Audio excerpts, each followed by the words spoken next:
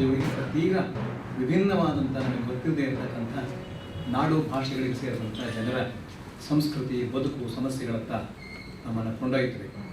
ಇವು ಮತ್ತು ವಿವಿಧ ರೀತಿಯ ಮನುಷ್ಯರ ಸ್ವಭಾವಗಳು ನಾವು ಕುಳಿತಿರುವ ಜಾಗದಲ್ಲೇ ನಮಗೆ ಪುಸ್ತಕಗಳ ಓದಿನಿಂದ ದೊರೆಯುತ್ತೆ. ಅದರಿಂದ ನಮ್ಮ ಮನಸ್ಸು ಹೃದಯ ವಿಶಾಲವಾಗಿ ನಮ್ಮ ಜ್ಞಾನದ ದಿಗಂತ ಅನುಭವದ ವಿಸ್ತರಿಸಬೇಕು. ಓದು ನಮಗೆ ಇರಲಿಲ್ಲದ ಆನಂದವನ್ನು ಅದು ಸಂತಸವನ್ನು ತಂದುಕೊಡ್ತದೆ.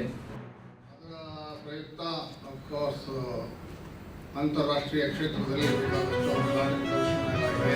ಆದರೆ ಶೇಕ್ಸ್ಪಿಯರನ ಜನ್ಮ ದಿನಾಚರಣೆಯಂದೇ ಈ ವಿಶ್ವ ಪುಸ್ತಕ ದಿನಾಚರಣೆಯನ್ನು ಆಚರಿಸ್ತಾ ಇರೋದರಲ್ಲಿ ಬಹಳ ಅರ್ಥ ಇದೆ. ಅದಕ್ಕೊಂದು ಖಂಡಿತವಾದ ವಿವಿಧತೆ ಇದೆ. ನಮ್ಮಲ್ಲಂತೂ ಇವತ್ತು ಬದಲಾಗುತ್ತಿರುವ ಈ ಕಾಲಘಟ್ಟದಲ್ಲಿ ಪುಸ್ತಕ ದಿನಾಚರಣೆಯನ್ನು ಮಾಡ್ತಾ ಇರೋದು ಮಾತ್ರ ಬಹಳ ಅರ್ಥಪೂರ್ಣವಾಗಿದೆ.